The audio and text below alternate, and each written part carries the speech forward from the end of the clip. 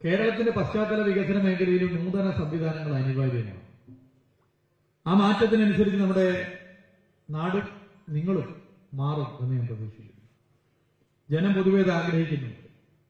ഇപ്പൊ നമ്മള് ഇനിയുള്ള കാലം നോക്കൂ, എവിടെയാണോ നമുക്ക് ഇനി പുതിയ റോഡ് ഉണ്ടാക്കാൻ സ്ഥലം? കേരളത്തിൽ നല്ല വീതിയുള്ള റോഡ് പുതുതായി ഉണ്ടാക്കാൻ സ്ഥലം എവിടെ? ഇനി സ്ഥലം കണ്ടെത്തിയാൽ തന്നെ അവിടുത്തെ വീടുകളും കെട്ടിട സ്ഥാപനങ്ങൾ, വ്യാപാര സ്ഥാപനങ്ങളൊക്കെ ഒഴിവാക്കാൻ എത്ര കാലമെടുക്കും? വാഹനപ്പെരുപ്പം എന്നുള്ളത് ഒരു പ്രധാന പ്രശ്നമായി നമ്മുടെ സംസ്ഥാനം നേരിടുന്നു. രണ്ടിലൊരാൾക്ക് കേരളത്തിൽ ഇപ്പോൾ എന്തെങ്കിലും ഒരു വാഹനം ഉണ്ട് എന്നുള്ളതാണ് പുതിയ കാര്യം. നമ്മൾ ഇപ്പോ ഒരു വാഹന പണിമുടക്കോ മറ്റോ വന്നാൽ വാഹനങ്ങൾ ഒരു ദിവസം ആകെ ഇറങ്ങാതിരിക്കുന്നത് പോലെ കേരളത്തിൽ മനുഷ്യരുടെ കൈകളിലുള്ള എല്ലാ വാഹനവും ഒരു പ്രത്യേക ദിവസം റോഡിലിറങ്ങി ഓടിക്കണം എന്ന ഒരു തീരുമാനം കൈക്കൊണ്ട വാഹനങ്ങൾ ഇറങ്ങാൻ തീരുമാനിച്ചു കഴിഞ്ഞാൽ നമ്മുടെ റോഡിലൂടെ വാഹനങ്ങൾ ഓടും. വാഹന ചങ്ങലയായിരിക്കും, വാഹന കോട്ടയായിരിക്കും കേരളത്തിലെ റോഡുകളിൽ. ഒരിഞ്ച് നമുക്ക് മുന്നോട്ട് പോകാൻ വേണ്ടി പറ്റില്ല. ഇന്ന് നമ്മൾ പിടിച്ചിരിക്കുന്നത് എല്ലാവരുടെ കൈകളിലുമുള്ള വാഹനങ്ങൾ എല്ലാ റൂട്ടിൽ ഒരേ ദിവസം ഇറങ്ങുന്നില്ല. ഒരു 25% ഒരു ദിവസം ഇറങ്ങും, ഒരു 30% വേറൊരു ദിവസം ഇറങ്ങും, അങ്ങനെ ഇറങ്ങി പോകുന്നു എന്നുള്ളതാണ്. ഒഴിവ് ദിവസങ്ങളിൽ നിങ്ങൾ കാണുന്നില്ല, ചില ഒഴിവ് ദിവസങ്ങളിലൊക്കെ തന്നെ ഈ വാഹനങ്ങൾ ഇറങ്ങുമ്പോൾ റോഡിന്റെ ബ്ലോക്ക്. ഇതെല്ലാ ദിവസമാണെങ്കിൽ എന്താണ് സ്ഥിതി? അപ്പൊ എങ്ങനെ പുതിയ റോഡുകൾ ഇനി ഉണ്ടാക്കാൻ വേണ്ടി പറ്റും? അവിടെയാണ് വിദേശ രാജ്യങ്ങളിലുള്ളതുപോലെ ഭൂമിയുടെ അടിയിലൂടെയുള്ള പാതകളാണ് ഇനി ഒരുപക്ഷെ കേരളത്തിൽ യാഥാർത്ഥ്യമാക്കാൻ സാധിക്കുക എന്നുള്ള വസ്തുത നമ്മൾ ഭാവിയിൽ ചർച്ച ചെയ്യേണ്ടി വരിക. ഇപ്പോ തുരങ്കപാതകൾ നമ്മളതിനെക്കുറിച്ച് ചർച്ച ചെയ്യുന്നു. ചിലതിപ്പോ അതിന്റെ പ്രവൃത്തിയിലേക്ക് കിടക്കുന്നു. വയനാട്ടിലെ തുരങ്കപാത നമ്മുടെ മുമ്പിലുണ്ട്. പല വിദേശ രാജ്യങ്ങളിലും ഭൂമിയുടെ അടിയിലൂടെയാണ് പ്രധാനപ്പെട്ട പാതകൾ. കേരളത്തിൽ ഇങ്ങനെയാണെങ്കിൽ ഭാവിയിൽ എന്ത് ചെയ്യാൻ വേണ്ടി പറ്റും? ഇപ്പൊ നമ്മൾ ആലോചിക്കുമ്പോൾ അതിന് പല സംശയങ്ങളും പല ആശങ്കകളും പ്രശ്നങ്ങളും ഒക്കെ ഉണ്ട്. പക്ഷെ ഭാവി അത്തരം കാര്യങ്ങൾ ഉൾപ്പെടെ ചർച്ച ചെയ്യുന്നിടത്തേക്ക് എത്തുന്ന സ്ഥിതിയിലേക്കാണ് പോകുന്നത്. അപ്പോ ലോകത്ത് വന്നുകൊണ്ടിരിക്കുന്ന ഓരോ മാറ്റത്തെയും നമുക്ക് കാണാനും അവ തിരിച്ചറിഞ്ഞ് പ്രശ്നത്തിന് പരിഹാരം കാണാനും നമുക്ക് സാധിക്കണം. അതിന് നിങ്ങൾ മുൻകൈ എടുക്കണമെന്ന് ഞാൻ അഭ്യർത്ഥിക്കുന്നു. പുതിയ സംവിധാനങ്ങൾ എത്തിക്കുന്ന പ്രവർത്തനങ്ങൾക്ക് നേതൃത്വം നൽകുവാൻ നിങ്ങളുടെ സംഘടനയ്ക്ക് സാധിക്കുമെന്ന് ഞാൻ പ്രതീക്ഷിക്കുന്നു. സർക്കാർ അത്തരം നിങ്ങളുടെ നീക്കങ്ങൾക്കൊപ്പം ഉണ്ടാകും എന്നുള്ളത് ഇവിടെ പ്രത്യേകം ചൂണ്ടിക്കാട്ടാൻ ഈ വേള ഞാൻ ഉപയോഗപ്പെടുത്താൻ വേണ്ടി ആഗ്രഹിക്കുകയാണ്. 2021 മെയ് 20 ഗവൺമെന്റ് വരുമ്പോൾ ഒട്ടനവധി പ്രശ്നങ്ങളാണ് നിങ്ങളുടെ നേതൃത്വം നേരിൽ വന്ന് പറഞ്ഞത്. ന്യായമായ ആവശ്യങ്ങളോട് വളരെ പോസിറ്റീവായ സമീപനമാണ് പല പരിമിതിയിൽ നിന്നുകൊണ്ട് തന്നെ നടത്തിയിട്ടുള്ളത്. അത്തരം സമീപനമാണ് പൊതുവെ സ്വീകരിച്ചിട്ടുള്ളത്. അത് യാഥാർത്ഥ്യമാക്കുന്നതിന് എല്ലാ തരത്തിലുമുള്ള ഇടപെടൽ നമ്മൾ കൂട്ടായി നടത്തുകയുണ്ടായി. ഇതിൽ പ്രശ്നങ്ങൾ പറയാൻ വേണ്ടി ഒരു കോമൺ പ്ലാറ്റ്ഫോം വേണമെന്നുള്ളത് ദീർഘകാലത്തെ ആവശ്യമാണ്. ഒരു കോർഡിനേഷൻ കമ്മിറ്റി ദീർഘകാലത്തെ ആവശ്യത്തിന് പരിഹാരം കണ്ടുകൊണ്ട് ഒരു പ്ലാറ്റ്ഫോം, ഒരു കോർഡിനേഷൻ കമ്മിറ്റി എന്നുള്ള ഉദ്യോഗസ്ഥരും കരാറുകാരും അടങ്ങിയ ഒരു കോർഡിനേഷൻ കമ്മിറ്റി എന്നുള്ളത് യാഥാർത്ഥ്യമാക്കാൻ സാധിച്ച കാലയളവ് ഈ കാലയളവാണ്.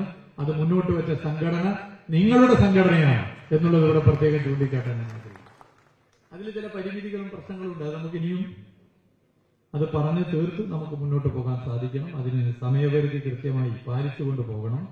കേൾക്കാൻ കഴിയുന്ന, നിങ്ങളെ കേൾക്കാൻ കഴിയുന്ന ഒരു സംവിധാനമായി അത് നമുക്ക് ഇനിയും മാറ്റണം. അതിന് കൃത്യമായ ഷെഡ്യൂൾ ടൈം പ്രകാരം നമുക്ക് അതിന്റെ യോഗം നടത്താൻ പറ്റുന്നു. ആ ഫോറത്തിന്റെ പോരായ്മകളും പരിമിതികളും ഉണ്ടെങ്കിൽ അവ നമുക്ക് തിരുത്താം, അതിലൊരു സംശയമില്ല. ലൈസൻസ് കാലാവധിയുമായി ബന്ധപ്പെട്ട പ്രശ്നം ഈ ഗവൺമെന്റ് വന്നപ്പോൾ നിങ്ങൾ ശ്രദ്ധപ്പെടുത്തിയാണ്. ലൈസൻസ് കാലാവധി നീട്ടുന്ന വിഷയത്തിലും ലൈസൻസ് പുതുക്കുന്ന വിഷയത്തിലും എല്ലാം വളരെ പോസിറ്റീവായ നിലപാടാണ് പൊതുമരാമത്ത് വകുപ്പ് സ്വീകരിച്ചത് എന്നുള്ളത് ഞാനിവിടെ ചൂണ്ടിക്കാട്ടാൻ ആഗ്രഹിക്കുകയാണ്. ലൈസൻസ് കാലാവധി 5 വർഷമായി നീട്ടുക എന്നുള്ള നിങ്ങളുടെ ആവശ്യം അത് തീരുമാനമാക്കി മാറ്റിയത് ഈ കാലയളവിലാണ് എന്നുള്ളത് ഇവിടെ ചൂണ്ടിക്കാട്ടാൻ ഞാൻ ആഗ്രഹിക്കുന്നു. DSRന്റെ കാര്യം എടുത്ത് പരിശോധിച്ചാൽ ഞാനതിന്റെ തീയതികൾ എഴുതി വെച്ചു. ഡൽഹി ഷെഡ്യൂൾഡ് റേറ്റുമായി ബന്ധപ്പെട്ട് ഒരു സർക്കാരിന്റെ ഭരണകാലാവധിയിൽ 2 തവണ DSR പുതുക്കിയത് കേരളത്തിന്റെ ചരിത്രത്തിൽ ആദ്യമായി ഈ കാലയളവിലാണ്. അത് നിങ്ങളുടെ പ്രധാനപ്പെട്ട ഡിമാൻഡ് കൂടി ആയിരുന്നു എന്നുള്ളതും ഞാനിവിടെ സൂചിപ്പിക്കാൻ ആഗ്രഹിക്കുകയാണ്. സർക്കാർ പല നിലയിലുള്ള പ്രയാസങ്ങളും പ്രതിസന്ധികളും നേരിടുന്നു. നമുക്ക് അർഹമായ ഫണ്ട് പല നിലയിലും ലഭ്യമാകാത്ത പ്രശ്നം വരുന്നുണ്ട്. കേന്ദ്ര സർക്കാരുമായി ഒക്കെ ചർച്ച ചെയ്യുന്നുണ്ട്. എന്നാൽ ഈ പരിമിതിയിലൊക്കെ നിന്നുകൊണ്ട് നമ്മൾ നിർമ്മാണ മേഖലയിൽ പരസ്പര ധാരണയോടുകൂടി മുന്നോട്ട് പോകാനുള്ള ശ്രമമാണ് പൊതുവെ നടത്തിയിട്ടുള്ളത്. കേരളത്തിന്റെ നിർമ്മാണ മേഖലയിൽ വലിയ പ്രശ്നങ്ങൾ ഉണ്ടായിരുന്നില്ല ഈ സാമ്പത്തിക ക്രൈസിസിലും എന്നുള്ളത് നമ്മൾ ഓർക്കേണ്ടതുണ്ട്. ഈ സാമ്പത്തിക ക്രൈസിസ് ഘട്ടത്തിൽ ഉണ്ടാകേണ്ടിയിരുന്ന അത്ര പ്രശ്നം കേരളത്തിന്റെ നിർമ്മാണ മേഖല നേരിട്ടിട്ടില്ല. കേരളത്തിൽ സർക്കാർ മേഖലയിൽ ഏറ്റവും കൂടുതൽ നിർമ്മാണ പ്രവർത്തനം നടക്കുന്നത് ഈ കാലയളവിലാണ് എന്നുകൂടി ഞാൻ ചൂണ്ടിക്കാട്ടുന്നു. അതിന് അനുവദിക്കപ്പെട്ട ഫണ്ട് നമ്മളോട് സംസാരിക്കുന്നതാണ്. ഈ 9 കൊല്ലക്കാലം കേരളത്തിൽ പാലങ്ങൾക്കും റോഡുകൾക്കും കെട്ടിടങ്ങൾക്കും പശ്ചാത്തല വികസന മേഖലയ്ക്കും വേണ്ടി ചെലവഴിക്കപ്പെട്ട തുക, അത് ഞാനീ പറഞ്ഞ വാദത്തെ അടിവരയിട്ട് ഓർമ്മപ്പെടുത്തുന്നുണ്ട്. സമയബന്ധിതമായി നമ്മുടെ പ്രവർത്തികൾ പൂർത്തീകരിക്കാൻ എല്ലാ പിന്തുണയും നിങ്ങളുടെ ഭാഗത്തു നിന്നും ഉണ്ടായി എന്നുള്ളത് വേറെ സന്തോഷകരമായ കാര്യമാണ്. നല്ല നിലയിൽ തന്നെ നമുക്ക് ഇനിയും മുന്നോട്ട് പോകാൻ വേണ്ടി സാധിക്കുന്നു. തെറ്റായ പ്രവണതകളോട് ഒരു തരത്തിലും സന്ധി ചെയ്യുന്ന ഒരു സർക്കാരല്ല കേരളത്തിൽ നിന്ന് ഭരിക്കുന്ന ഇടതുപക്ഷ സർക്കാർ. അത്തരം പരാതികൾ ഏത് കോണിൽ നിന്നും അത്തരം നീക്കങ്ങൾ വന്നാൽ പരാതികളായി നിങ്ങൾക്ക് എപ്പോൾ വേണമെങ്കിലും ഞങ്ങളുടെ ശ്രദ്ധയിൽപ്പെടുത്താൻ സാധിക്കും. നിങ്ങളുടെ സംഘടന വഴിയോ വ്യക്തിപരമായോ അതിലൊരു പ്രയാസമില്ല എന്നുള്ള ചൂണ്ടിക്കാട്ടുന്നു.